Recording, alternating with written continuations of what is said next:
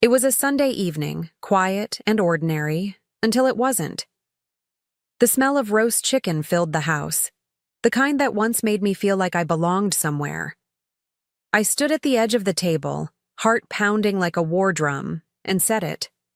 Just 3 words. I'm pregnant.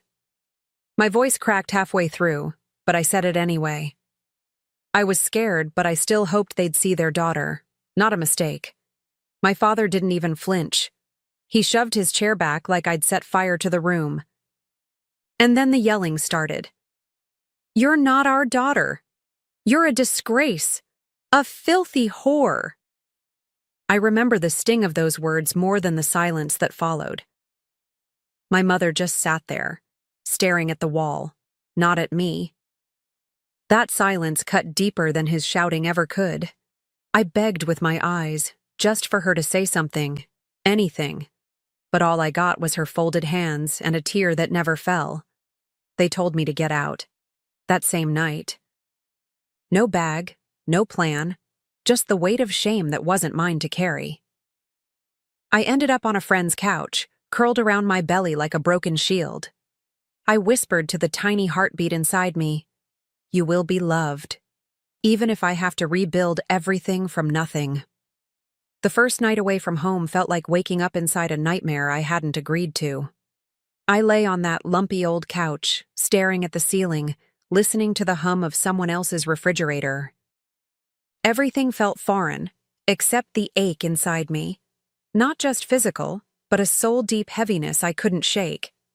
I kept replaying his words, trying to make them make sense, as if I could rearrange them into something less cruel. But they meant every word. That much was clear. I was no longer a daughter, no longer family, just a mistake too big for forgiveness. My friend's apartment smelled like vanilla and laundry detergent. It should have comforted me, but instead it made me feel like an intruder in a world that kept moving while mine collapsed. Every hour felt like a year. Every kick in my belly reminded me that I didn't have the luxury of falling apart. I had no home, no plan, no money. Just a belly full of hope and fear wrestling for space. And yet, even in the thickest part of that grief, I made a silent promise. I would not let my child grow up believing she was unwanted. I didn't have the answers yet, but I had fire in my chest. And maybe, just maybe, that would be enough to start climbing out of the wreckage they left me in. Mornings were the hardest. Waking up before sunrise, pretending I wasn't terrified. I'd stare out the window, watch the world begin again, and wonder if I ever would. Some days, I felt like a ghost, invisible, floating through someone else's life. But every time I felt like giving in to the pain, I'd place my hands on my belly and remind myself, she's coming. And she deserves better than this. She deserves everything they refuse to give me. I started making lists.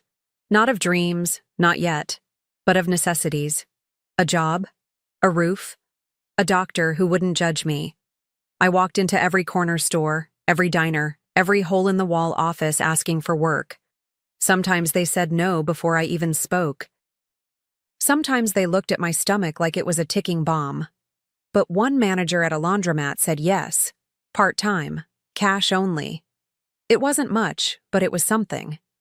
I worked days, napped in stolen pockets of time, and cried when no one was looking. I learned how to stretch $10 for a week, how to fake a smile so people wouldn't ask questions. But most of all, I learned how strong desperation can make you. I was still hurting, still bleeding from wounds no one could see. But I was moving. And with every tired step forward, I knew I was walking toward something better. The day Emma was born, the world finally felt still. After months of noise, judgment, fear, exhaustion, there was this sudden, breathtaking silence. I held her against my chest, and everything faded. The shame, the loneliness, even my parents' words. She blinked up at me with eyes too wise for a newborn, like she already knew the battles we'd fought just to meet. And I remember thinking, this is the beginning. not the end they tried to force on me. We went home, or rather, back to that borrowed room, with a bag of secondhand baby clothes and a heart full of promises.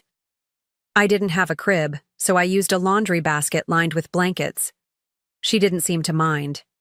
Every cry, every diaper change, every 2 a.m. feeding, I answered like it was my sacred duty. I wasn't just raising a child, I was rebuilding myself. One bottle, one lullaby, one sleepless night at a time. During the day, I worked jobs no one else wanted. Cleaning offices, stocking shelves, watching other people's children. At night, I studied with one hand and held Emma with the other. I couldn't afford college back then, but I found online classes and community programs. I scraped together every ounce of energy I had. There were days I barely ate, just made sure she did. I was exhausted. But for the first time in my life, I wasn't lost. I had purpose. Years passed in quiet hustle. Emma learned her first words in a thrift store high chair while I filled out job applications on a borrowed laptop. I remember her tiny voice saying "mama" for the first time, and how that word stitched up something broken in me. I still worked nights, still studied between laundry cycles and lullabies. Slowly, painfully, I chipped away at the mountain in front of me. One day, I finally got my GED. I sobbed in the parking lot like I'd won a war. With that paper in hand, doors I thought were bolted shut began to crack open. I enrolled in community college, pushed through every assignment with coffee and stubborn hope. Emma was my study partner, coloring while I read textbooks out loud to her. We made a game out of flashcards. She'd giggle every time I got one wrong, and I swear, her laughter kept me sane. I wasn't just building a future. I was showing her how to fight for one. By the time I graduated, I felt like I had climbed Everest barefoot. I didn't walk across that stage, I soared. And Emma, now 7, stood in the front row clapping like I was a rock star.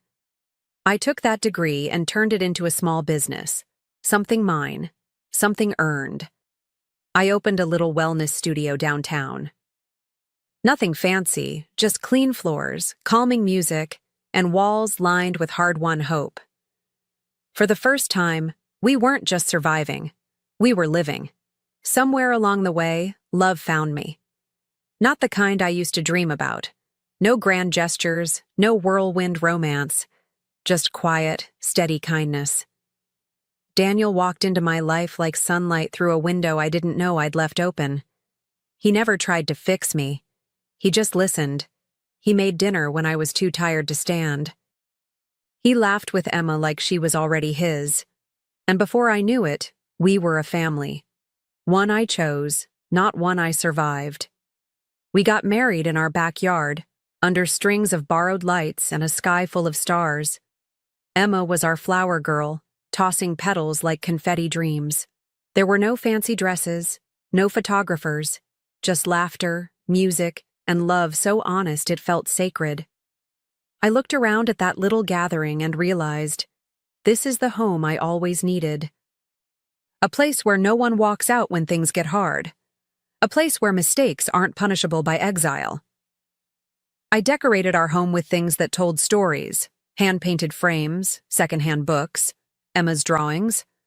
Our kitchen always smelled like cinnamon and coffee. We had slow Sundays and noisy breakfasts and hugs for no reason. I'd catch myself staring at it all sometimes, overwhelmed by the quiet beauty of what we'd built. They threw me away like I was nothing. But brick by brick, I created a life no shame could touch. The call came on a Tuesday afternoon, the kind of day where nothing feels urgent. I was folding laundry, humming to myself, Emma's school shoes drying by the door. The number was unfamiliar, and for a second I almost let it ring. But something made me answer. Maybe intuition, maybe habit, maybe fate reaching through the cracks of my carefully built peace. The voice on the other end made my blood run cold. Anna. It's Dad. Just like that. No apology, no hesitation. just his voice, aged and brittle, like time had finally humbled him. He said he was sick, that they were in trouble, that the bills were stacking higher than their pride. I didn't say anything at first. I just stood there, staring at a pair of tiny socks in my hands, feeling like I'd fallen through the floor. The same man who once called me a whore, now calling me daughter again? He begged, not loudly, but with the quiet desperation of someone drowning. "We're going to lose the house," he said. "Your mother's scared. I'm scared." I listened, heart pounding, eyes locked on the photo of Emma on the fridge. My daughter. My reason. My proof that love could be louder than shame. And when he whispered, "You're still our daughter," something inside me split in two. I took a breath, then said, "Now I'm your daughter? Interesting." He kept talking, throwing out memories like lifelines. "Remember your 5th birthday? The cake your mom made from scratch? The pink bicycle?" As if a few childhood snapshots could erase the night they shoved me into the cold with nothing but shame. I let him speak. I let him drown in his own words. But I didn't offer a rope. Because part of me needed to hear it. Needed him to say out loud what he had done in silence for years. He mentioned doctors, medications, mortgage notices. I could hear his breath catching, like pride was still clinging to his throat. For a man who once screamed that I wasn't his daughter, he was suddenly very fluent in the language of family. I stood there, arms crossed, letting the silence press down on him like the weight of everything he never said when I needed him. He asked, "Can we talk in person?" I didn't answer right away. My heart was warring with itself. And then I thought of Emma. Of what I'd tell her if she were in my shoes one day. I didn't owe them kindness, but I owed myself closure. "Fine," I said. Just that. No promises, no softness, just the word. I hung up and stood still for a long time, letting the past creep up my spine like cold air. I didn't know what I'd find when I saw them again, but I knew one thing for sure. I was no longer the girl they threw away. That night, I lay in bed beside Daniel, staring at the ceiling while the shadows shifted across the room. I told him about the call, about my father's voice, that ghost from another life.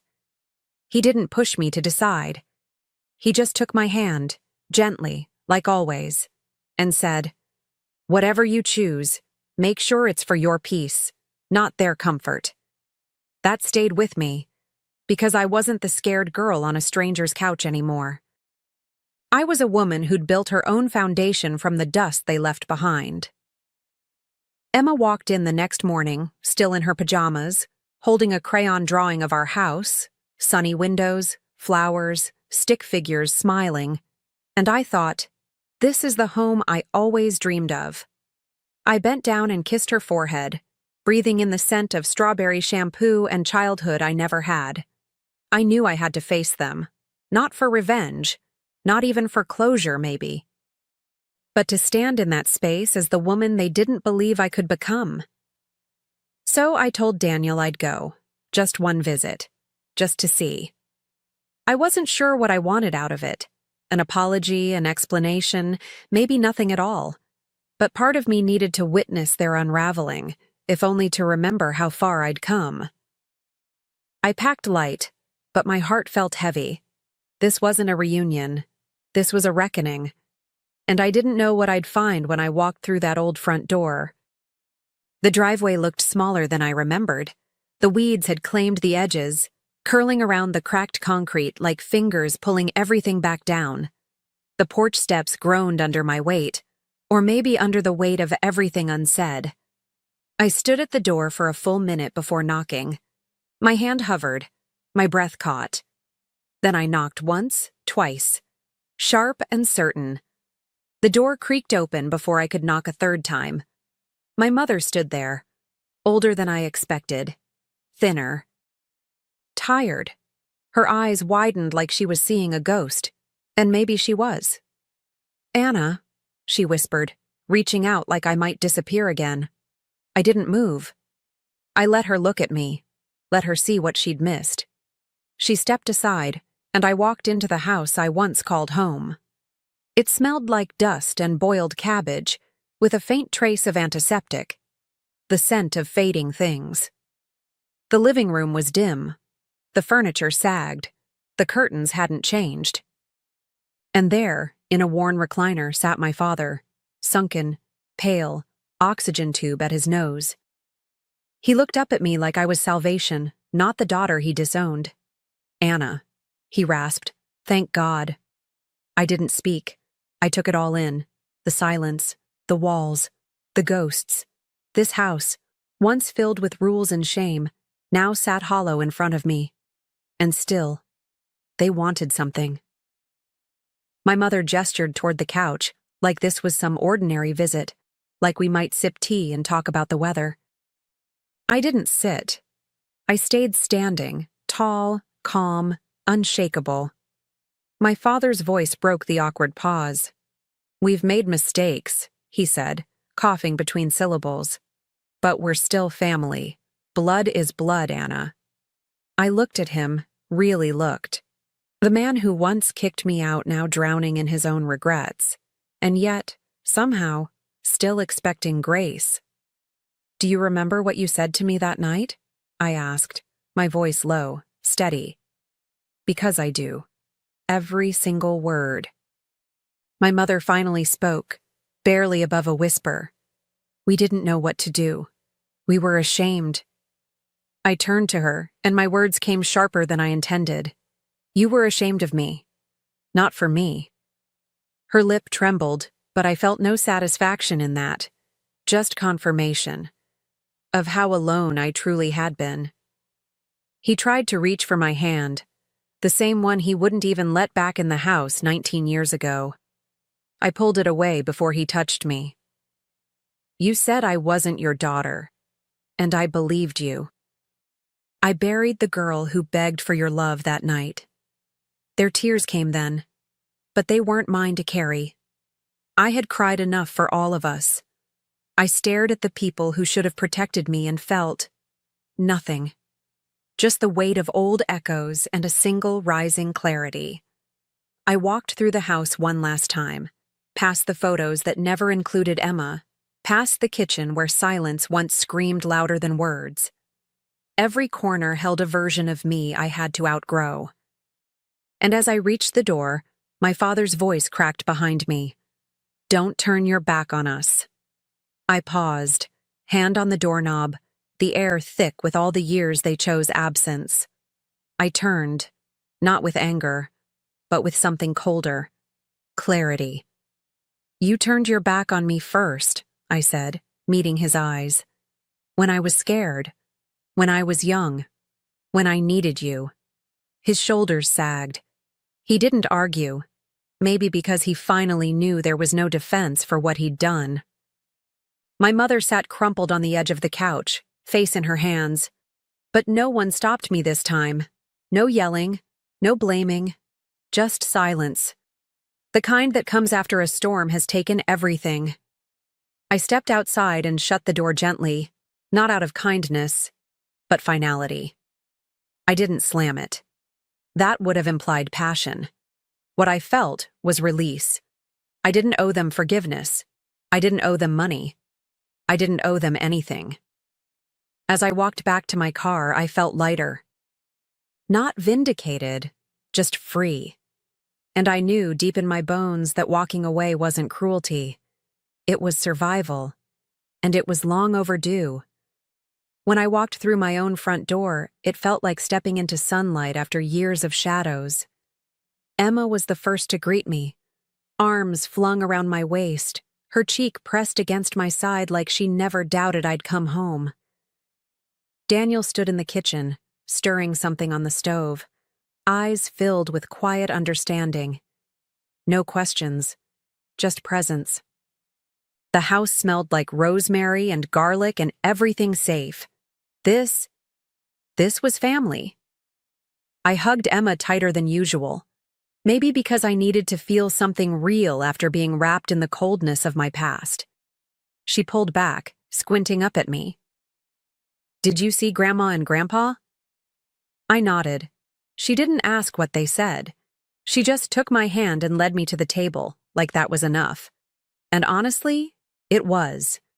The people who truly love you don't need explanations. They just stay.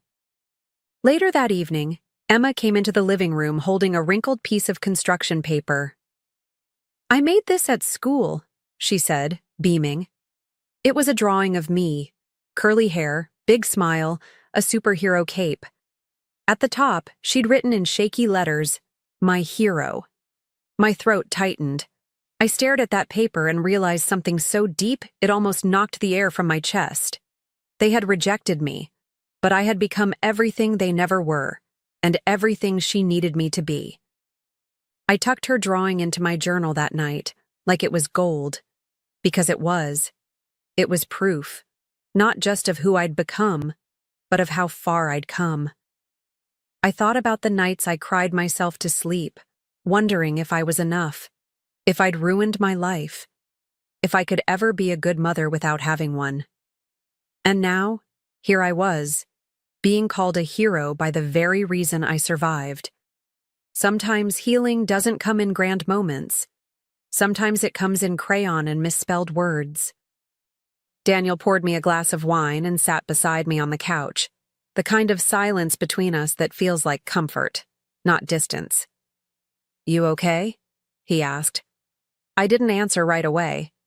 I just looked around at the home we'd built, the soft lighting, the laughter upstairs, the smell of cookies cooling on the counter. I nodded slowly. "Yeah, I really am." Not because everything was perfect, but because for the first time in my life, I knew what love actually looked like. We talked late into the night, the way we do when the world feels gentle. I told him I didn't give them a cent. He just nodded. He understood. "You gave them something more powerful," he said. "Your absence." That stuck with me. Sometimes walking away is the loudest message you can send. I didn't go back to punish them. I went to remind myself that I never needed their approval to become whole. I had rewritten my story, and this time, I was the author. That weekend, Emma and I planted flowers in the front yard. Marigolds, her favorite. She wore her little sun hat and asked if we could paint the mailbox purple. I laughed and said, "Why not?" The neighbors probably rolled their eyes, but I didn't care. Every bloom felt like a small victory. Every petal, a reminder that beauty grows even in places where people said nothing ever would. Especially there.